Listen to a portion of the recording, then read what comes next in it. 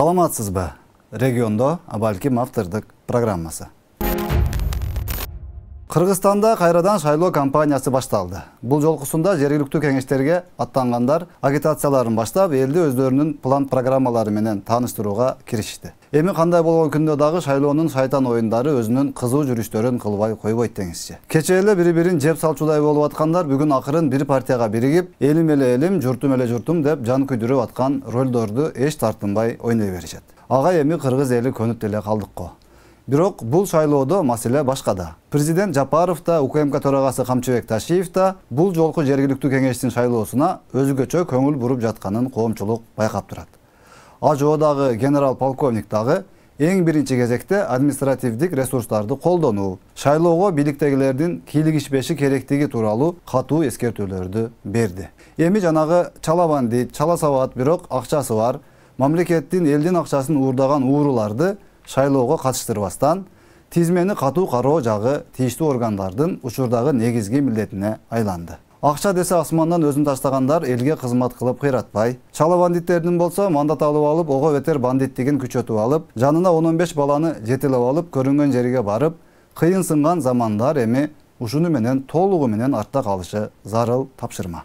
Эгер губернатор, аким, айыл өкмөт башчылары же министрлер болобу, органдагылар болобу, кимиси болсо дагы шайлоого мыйзамсыз кийлигишип, өзүнүн кайсыл бир кызыкчылыгы үчүн кызмат абалынан пайдалана турган болсо, аларды эч качан эсинен чыкпай турган жаза күтүп турганын унутпаш керек. Анткени бул маселе албетте генерал-полковник Камчыбек Ташиевдин көзөмөлүнө алынган жана алдын ала эскертүүлөр берилген. Бийлик өзүнүн партияларын алга сүрөп жатат деген күмөн болбош үчүн Ата журт партиясы эч кандай шайлоого катышып жаткан жок. Ал эми анын курамындагы айрым жарандардын кайсыл бир партиялар менен шайлоого катышуусу же катышпоосу албетте алардын өздөрүнүн жарандык укугу жана ага бийликтин эч кандай тиешеси жок экенин так билип алышыбыз кажет.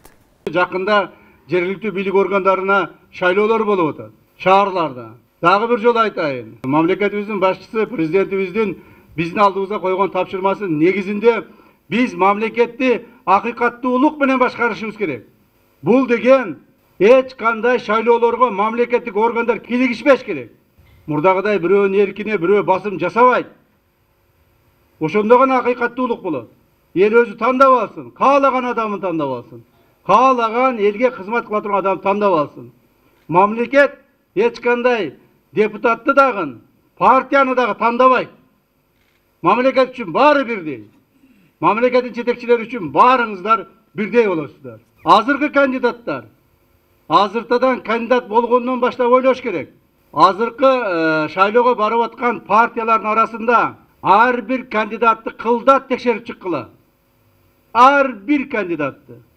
Эгерде ошол кандидаттар криминалга тиешеси болсо, уюшкан кылмыштуулукка тиешеси болсо, коррупцияга тиешеси болсо, же ошолордун тууган уруктары болсо дагы биз тизмеден чыгарышыбыз керек. Ошондо гана тазаланабыз. Ак ниеттүү мамлекетке берилгендик менен кызмат кылам деген адамдарды гана шайлашыбыз керек. Биздин оюбуз, тилегибиз ушул. Ал эми шайлоо маалында шайлоо бузуучулукка бара турган болсоңуздар, кайсыл бир кандидаттар шайлоочуларды сатып алууга аракет кылган болсо, алар мыйзамдын чегинде катуу жазаланат. Жөн эле кандидаттыгын алдырып коюш эмес, мыйзам чегинде бардык көрсөтүлгөн жазаларды алышат. Биз ушундан башташыбыз керек.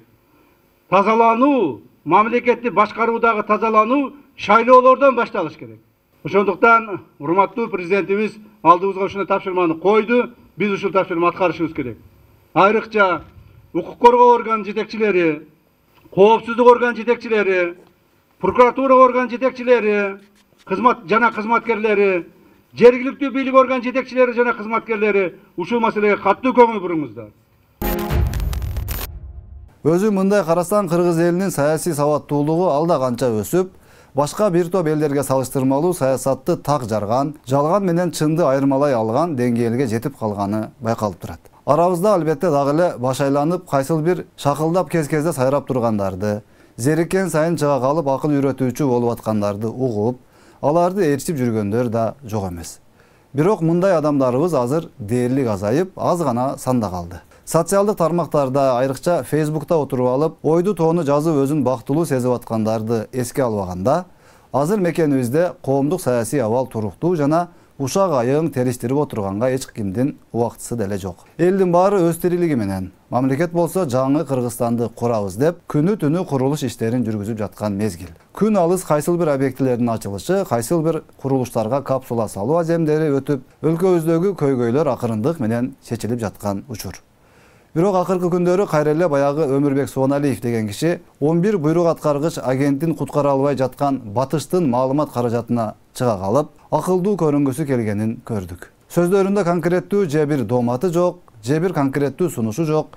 Өзүн мактап эле отуруп, мен мындай элем, мен анткем, мен мынткем, мен укмуш иштегенмин деп эле сөз салганына күбө болдук. Башкасы мындай кой, мейли, акыркы эле 4 жылдыкты алганда, бул Суаналиевке президент ишеним артып, Баткен облусунун губернатору кылып дайындап, лакылдап эле сүйлөй бербестен бир иш жүзүндө өзүңдү көрсөтчү дегендей мүмкүнчүлүк берген болчу. Бул генерал Чалыш агабыз же өзүбүздүн кыргыз элибиз менен тил табышып сүйлөшүп ишти тартып кете албады, же тажиктер менен сүйлөшүп, чечишип, чаң тополон кылдырбай генералдык сүрүн көрсөтө албады. Тетирисинче, тажик аскерлери кол салган учурларда куйругун түйүп, кабинетине же резиденциясында бекинип жатып алып, эки элди тынчтандырганга чыга албай, же тажик бийлиги менен татыктуу сүйлөшө албай, мындайча айтканда, генерал эмес эле бир болбогон жөндөмсүз, коркок, орусчасы бестолковый адам экенин өзү бир нече жолу далилдеп көрсөттү. Муну эми бүтүндөй Баткен эли да, жалпы эле Кыргызстан эли да көрүп, баасын эбак эле берип болгон. Анан эми бүгүн чыгып алып, Жапаров андай, Ташиев мындай дегенди эл сүйлөсө дагы ушул Суаналиев жөн эле койсо болмок дегендер канча. Мен эч качан даже душманым болсо дагы мен адилеттүү ага отношение кылам деп туруп, мен министерствону жетекчиликке чейин министр болдум. Эч качан мындай кама же мындай деп айтчу эмесмин. Суаналиев мынтип периштедей болуп жарык этип чыга келгенде эле артынан баягы акылман, өзүн улуу философ, улуу инсандардын катарында көрүп бүтпөй жүргөн Адахан Мадумаров дагы шаша-уша маек берип чыкты. Айтымында соту жүрүп жаткан 11 блогерге аябай боору оруп, түнү бою уктай албай, кайгырып, капаланып, жанын койгонго жер таппай аткан эмиш. Калган сөздөрү баягы эле: кайда баратабыз?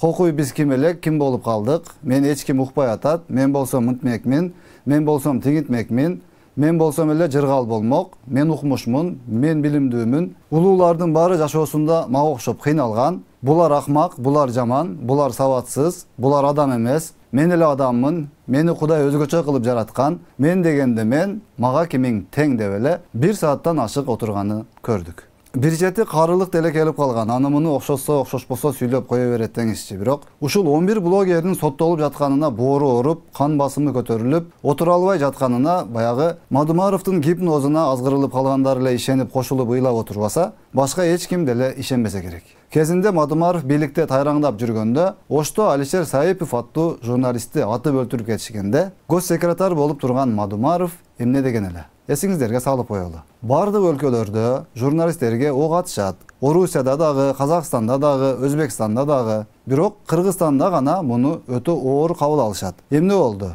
Журналистти өлтүрүштү деп. Депутаттарды дагы, саясатчыларды дагы атышат. Бирок журналисттер эле ушундай ызы-чуу көтөрүп таратышат. Мына дал ушундай боорукер Мадумаров ошол кездери журналисттин өлүмүнө так даана позициясын билдиргени чында. Эми анан бүгүн чыгып алып 11 блогер тууралуу жалган жашыкты сүйлөп, элге жагынбай эле койгону туура болсо керек. Дагы эми өзү карап көрөт да. Биз ага акыл үйрөткүдөй ким элек? Ал киши өзүн 1000 жылда бир жаралган адам деп отурган чакта, биз элдер эми кайда бармак элек? Саламатта калыңыз.